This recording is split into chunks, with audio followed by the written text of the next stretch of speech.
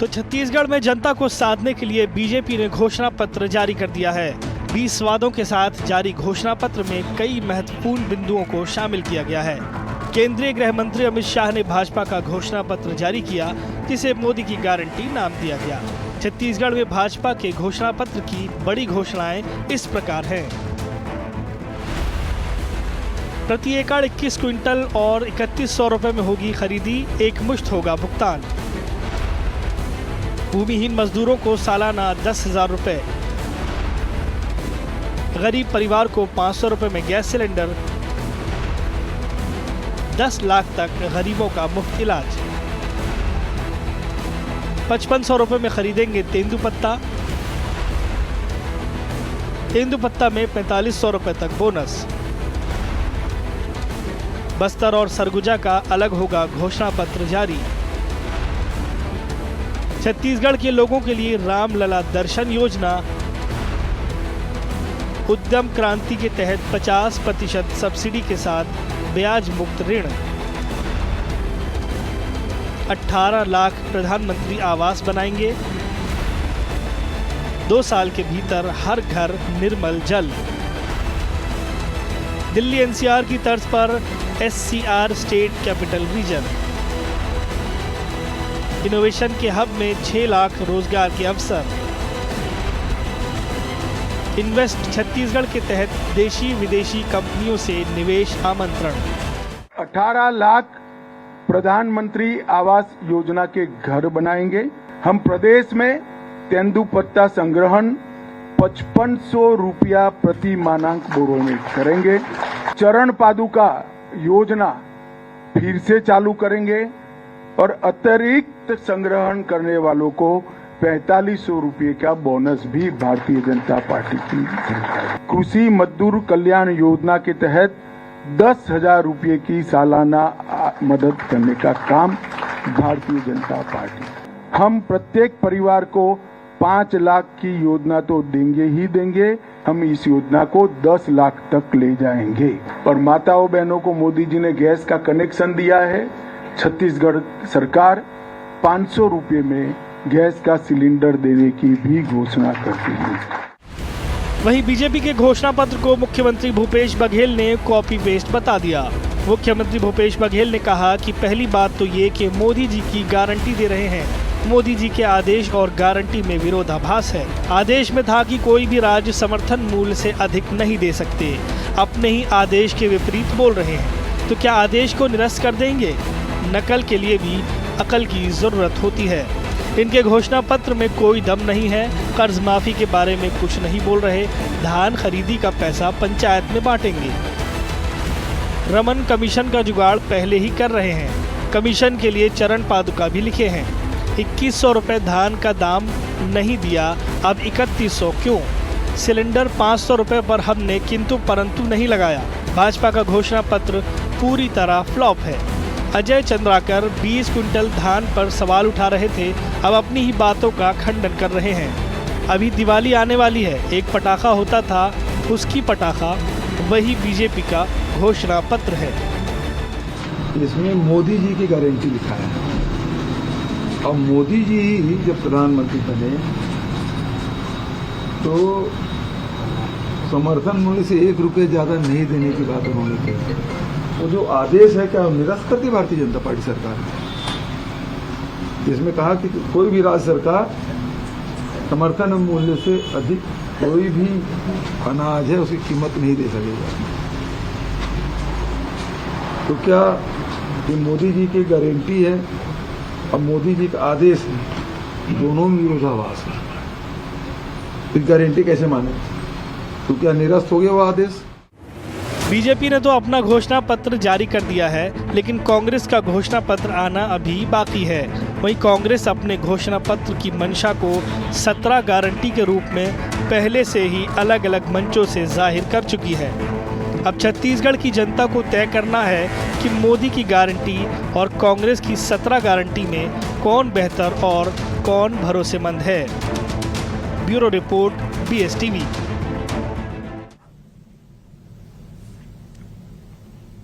नमस्कार, जवाब तो देना होगा। मैं आप सभी का स्वागत है। मैं हूं डॉक्टर अवधेश मिश्रा। छत्तीसगढ़ की सियासत में चुनावी समर में आज बीजेपी ने अपने सबसे बड़े हथियार मतलब दस्तावेजी रूप में वचन पत्र कहे, घोषणा पत्र कहे या मोदी की गारंटी पत्र कहे, इसे बीजेपी ने लॉन्च कर दिया। देश के गृह मंत्री अमित शाह भाजपा के प्रदेश कार्यालय पहुंचते हैं, वो बाकायदा एक कॉन्फ्रेंस करके वचन पत्र जारी करते हैं। 20 बिंदुओं के घोषणा पत्र में गांव, गरीब, किसान से लेकर स्वास्थ्य, शिक्षा तमाम चीजों का उल्लेख किया जाता है।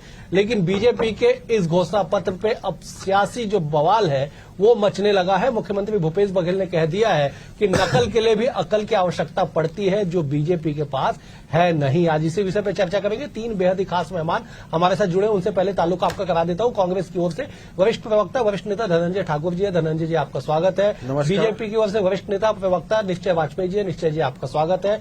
वरिष्ठ राजनीतिक विश्लेषक, जाने माने पत्रकार उचित शर्मा जी भी हमारे साथ है। उचित जी, आपका स्वागत है। निश्चय जी, मेरा पहला सवाल आपसे है, 20 बिंदुओं के मोदी की गारंटी 2023 इस पत्र के जरिए आप जनता के मन तक क्या पहुंचने में कामयाब हो पाएंगे? निश्चय जी। निश्चित तौर पे यहाँ बहुप्रतीक्षित रहा है भारतीय जनता पार्टी का घोषणा पत्र। सब नजरें लगाए बैठे हैं और हमारे किसान भाइयों को जो 3100 रुपए 21 कुंटल धान का मिलेगा, इसका मतलब ये है अवधेश जी कि पिछले वर्ष मुझे 1 एकड़ पे 30,600 रुपए मिला था धान का कुल, और इस बार धान बेचते साथ मुझे 65,100 रुपए मिलने वाला है। 30,600 के बदले अगर भारतीय जनता पार्टी की सरकार बनती, जिसमें कोई संशय नहीं है, बनना तय हो गया है बड़े बहुमत से, तो हमको जहां पिछले साल मेरे खाते में 30,600 रुपए आया था 1 एकड़ का, वो इस बार 65,100 रुपए आने वाला है। निश्चय जी, मैं 1 सेकंड टोक रहा हूं, आंकड़ों को लेकर मैं टोक रहा हूं। मैं आपने कहा पिछले साल मुझे 30,600 मिलता था, इस साल 65,100 मिलेगा बीजेपी की सरकार बनने पे। साहब, ये तो डबल से भी ज्यादा हो गया। डबल से बहुत ज्यादा। लेकिन कैसे? अभी तो आपको 2780 रुपए मिल रहे हैं। नहीं, वही मैं आपको बता रहा हूं अवधेश जी। अभी हमको 2022 का भी पूरा पैसा नहीं मिला, 2023 का भी पैसा भूपेश सरकार ने नहीं दिया है। इन्होंने मात्र 3 साल का पैसा दिया है और 2 साल का बोनस ये किसानों का खा गए हैं। उसके बावजूद जो है ना, इस तरीके के दावे भरते हैं कि हमने दी है कीमत। आप ये मानिए कि हम जैसे बोल रहे हैं कि जैसे हम फसल बेचेंगे, हफ्ता 10 दिन के अंदर हमारे खाते में 35,000 रुपए से भी ज्यादा प्रति एकड़ हमारे खाते में अतिरिक्त आएगा। 10 एकड़ है तो 3.5 लाख रुपए अतिरिक्त आएगा। ये है मोदी की गारंटी वाली भारतीय जनता पार्टी की घोषणा।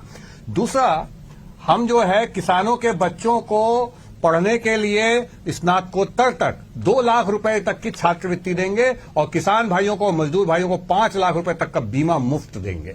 ये है बड़ी घोषणाएं हमारी। साथ ही जिन कच्चे मकान वालों का मकान नहीं बनने दिया था भूपेश बघेल ने और वापस किया था 13 लाख स्वीकृत मकानों को, उन सभी गरीब भाइयों का मकान बनाएंगे। ऐसे 18 लाख हम मकान बनाएंगे, ये भी हमारी घोषणा है। और युवा साथियों के लिए 1 लाख सरकारी नौकरी जो लंबित है उसको हम पूर्ति करेंगे। उसके साथ साथ 1.5 लाख जो नौकरियां हैं जो पंचायत स्तर पे होनी है वो भी हम नियुक्ति करेंगे। और इसके साथ साथ इनोवेशन हब में लगभग 6 लाख ऐसे रोजगार के अवसर निर्मित होंगे। सुनिए तो मुझे और 15-20 सेकंड का समय दीजिए आप।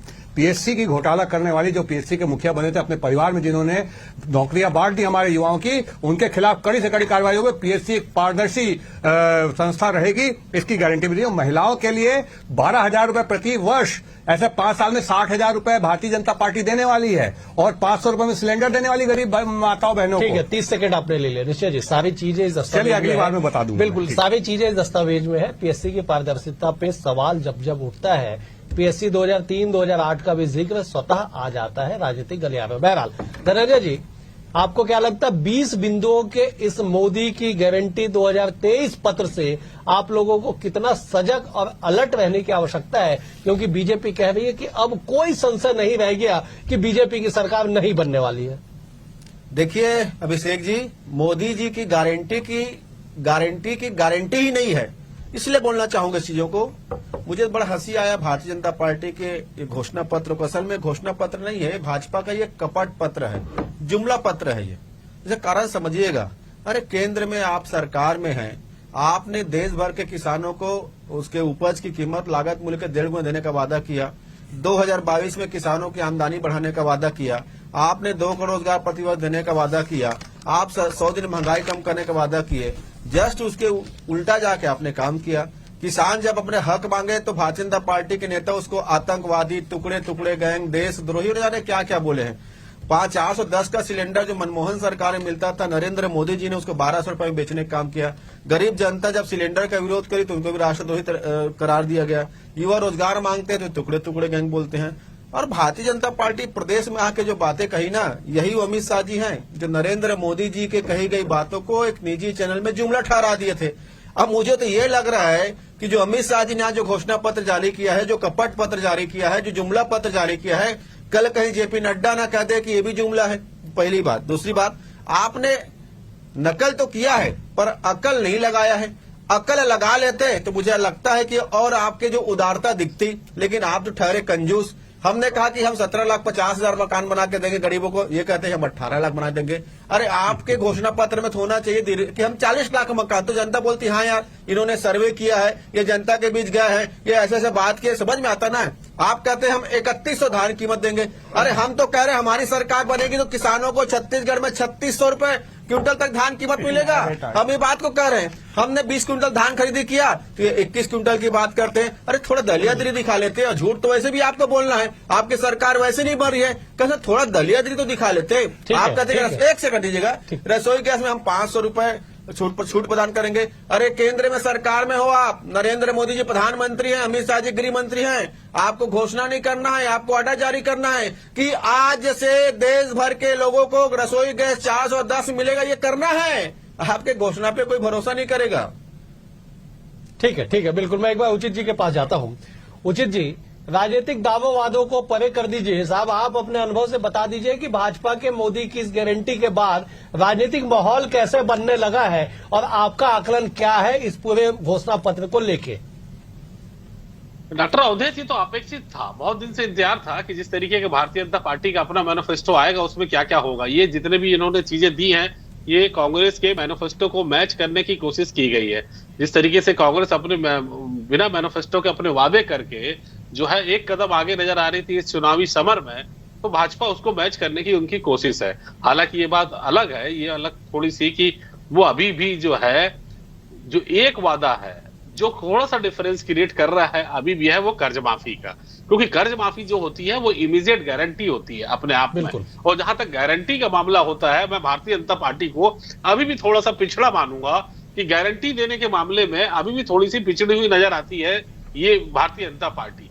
अगर आप भरोसे की बात कर रहे हैं तो भरोसा थोड़ा सा लोगों का कॉन्फिडेंस कांग्रेस पे ज्यादा रहेगा as comparatively Bharatiya Janata party, क्योंकि जो दाने दाने खरीदेंगे वहां से लेके 2 करोड़ की नौकरी से लेके वो तमाम बातें आएंगी, तो इनके खाते में थोड़े से वादे को निभाने की नई परंपरा जो रही है वहीं पे इनकी एक सरकार है, इन्होंने बहुत सारे वादे निभाए हैं, बहुत आधे अधूरे निभाए हैं। एक जैसे शराबबंदी का तो आप भूल ही जाइए, खैर वो इनकी नेगेटिविटी थोड़ी सी वादे निभाने के मामले में कम है। बिल्कुल एकदम साफ सुथरी बात कहें तो भरोसे में भूपेश नंबर 1 ले जाएंगे, भारतीय जनता पार्टी अभी भी नंबर 2 पे रहेगी, ये कह सकते हैं। एक बार तो पूरे के पूरे 3100 हो, 16 लाख मकान, 18 लाख मकान, लेकिन उचित जी एक छोटा सा सवाल ये है कि विश्वसनीयता का सवाल तो है, लेकिन विश्वसनीयता के सवाल के बीच में सीटों का अंतर क्या होगा साहब? आकलन आप लगातार कर रहे हैं, राजनीतिक स्थिति परिस्थिति आप लगातार देख रहे हैं। उचित जी, भारतीय जनता पार्टी अपने न्यूनतम स्कोर में खड़ी है, वही मैक्सिमम स्कोर में खड़ी है कांग्रेस, लेकिन ये 2023 के चुनाव में ऐसा नहीं रहेगा।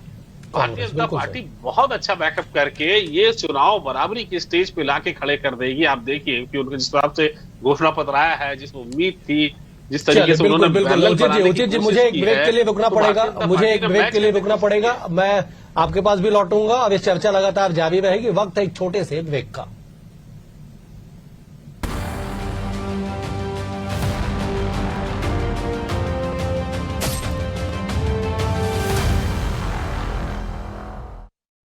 अरे अच्छे से काम करो, अरे जल्दी करो।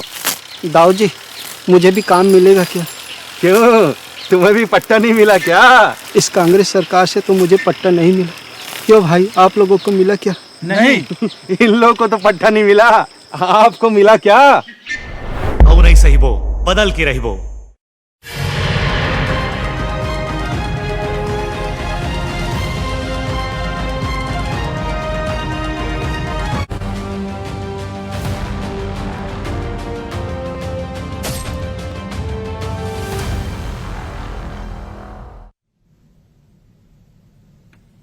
ब्रेक के बाद आप सभी का स्वागत है। लगातार चर्चाओं का दौर जारी है कि बीजेपी के मोदी की गारंटी का असर धरातल पे कितना होगा। उचित जी ने जिस तरह से कहा कि न्यूनतम और अधिकतम के बीच में 5 साल का फर्क जब होगा, 2023 के जब आंकड़े आएंगे तो कोई भी पार्टी न्यूनतम और अधिकतम के बीच में नहीं रहेगी। इसी सवाल के साथ आगे बढ़ते हैं।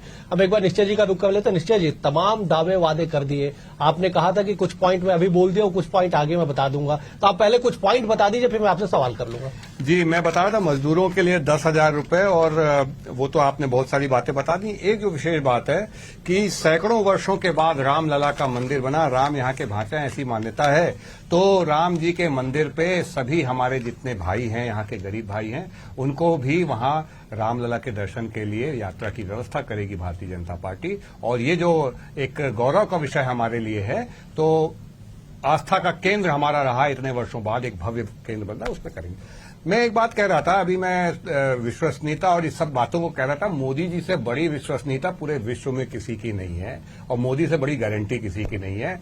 ये बोल रहे थे 15 लाख का जुमला, देखिए 15 लाख कभी घोषणा पत्र में नहीं आया, लेकिन मैं एक बात बोलना चाहता हूं अवधेश जी आपको, आप इस बात का ध्यान दीजिए कि जब जब गरीब को तकलीफ हुई, जो काम 70 साल में नहीं हो वो करने का काम मोदी जी ने किया। जैसे जिन घरों में, गरीब घरों में शौचालय नहीं बने, उनको शौचालय बना के दिया। जिन घरों में कच्ची छत थी उनको पक्का मकान बना के दिया देश भर में। जब कोरोना आया, पूरा विश्व लॉकडाउन में चला गया, तो गरीबों को 3 साल तक मुफ्त राशन दिया, और उसके साथ साथ कोरोना का टीका मुफ्त दिया। इसके साथ 5 लाख रुपए इलाज प्रति वर्ष है, ये ध्यान रखिएगा। इस साल 5 लाख का इलाज उसके परिवार का होगा, अगले साल फिर 5 लाख का होगा, फिर अगले साल 5 लाख होगा। अगर आप जोड़ दें 25 साल का, तो ये करोड़ों रुपए गरीबों के लिए। मोदी जी की नीयत साफ, मोदी जी का कहना साफ कि हमारा काम है गरीबों की सहूलियत करना। तो ये जो 15 लाख का जुमला बोल रहे हैं, नहीं सुनिए, अभी ये जुमले की गारंटी मोदी से बड़ी गारंटी किसी नहीं, और वो गारंटी इसलिए ली उन्होंने क्योंकि छत्तीसगढ़ में जिन गरीबों के मकान बनने थे वो बनने नहीं दिए। आयुष्मान योजना को 2 साल तक अटकाया। राशन जो गरीबों के लिए कोरोना काल में भेजा मोदी जी ने, उसको ये बेच खाए, तो उन्होंने बोला आप हमारी सरकार बनाइए डबल इंजन की, मेरी गारंटी है कि मैं आपके काम को कोई रोक नहीं पाएगा। ऐसा उन्होंने कहा है। ठीक है निश्चय जी, सवाल दरअसल यही है कि लोकसभा में अगर मोदी जी गारंटी लेते तो लोग विश्वास कर लेते। छत्तीसगढ़ में तो विधानसभा का चुनाव होना है ना साहब। मैं इस सवाल के साथ लौटूंगा आपके पास। मैं एक बार धनंजय जी का रुख कर लेता हूं। धनंजय जी, आपको क्या लगता है कि आज पूरे विश्व में मोदी के चेहरे से बड़ी गारंटी कोई दूसरी गारंटी नहीं है, जिस बात पर लगातार जोर दिया जा रहा है? अमित शाह जी ने भी इस बात का जिक्र किया आज पीसी में, अभी भी निश्चय जी इस बात का जिक्र कर रहे हैं कि मोदी की गारंटी मतलब गारंटी को पूरा होने का गारंटी, और इस बात को, इस शब्द को कल मोदी जी ने खुद कांकेर में कहा था। देखिए, अगर मोदी की गारंटी होता ना, तो मैं समझता हूं इस देश के जो किसान हैं वो 14 महीने तक सड़कों में नहीं बैठता, और 800 किसानों की हत्या नरेंद्र मोदी की वो काला कानून नहीं करता। अगर मोदी की गारंटी होता ना, तो अमित शाह जी को छत्तीसगढ़ आके नहीं बोला पड़ता कि हम 1 लाख लोगों को रोजगार देंगे। वो सीना ठोक के बोलते कि मोदी जी ने 2 करोड़ रोजगार प्रतिभा देने का वादा किया था। ऐसे 18 करोड़ लोगों को रोजगार दिया है, और देश में जो 30 लाख सरकारी पद खाली पड़े हुए हैं उन सभी पद को भर दिया है। ये यहाँ पे बताते, अगर मोदी की गारंटी में दम होता ना, तो आज यहाँ पे अमित शाह जी आके नहीं बोलते कि हम सिलेंडर में 500 रुपए की छूट देंगे, बल्कि ये बताते कि मनमोहन सरकार जो 410 रुपए में सिलेंडर दे रही थी, नरेंद्र मोदी जी उस सिलेंडर को 250 रुपए में दे रहे हैं। ये बात यहाँ पे करते। अगर मोदी जी की गारंटी में दम होता ना, जो 100 दिनों के महंगाई कम करने का वादा किए थे, आज यहाँ पे अमित शाह जी आते बोलते कि मोदी जी ने गरीबों को जो उपयोग की जाने वाले जूता चप्पल ये सब में जो टैक्स है सबको खत्म कर दिया है, उसके दाम में कमी कर दिया है। मोदी जी की अगर गारंटी में दम होता ना, तो ट्रेन की टिकटें जो है ना वो कम होती, और उसे गरीब रथ चलता, ना कि अमीरों का रथ चलता। प्लेटफॉर्म की टिकटें कम होती अगर मोदी जी की गारंटी में दम होता ना। तो मैं समझता हूँ देश के मजदूर लॉकडाउन में पैदल सड़कों पर नहीं घूमते। सैकड़ों मजदूरों की मौत और हत्या मैं कहूंगा लॉकडाउन के दौरान हो गई है। धनंजय जी, बेहद गंभीर बात आप कह रहे हैं, दम शब्द का इस्तेमाल निश्चित तौर पर दम। मैं लौटूंगा आपके पास। निश्चय जी, आपको जवाब देना पड़ेगा। एक बार मैं उचित जी का रुख कर लेता हूं।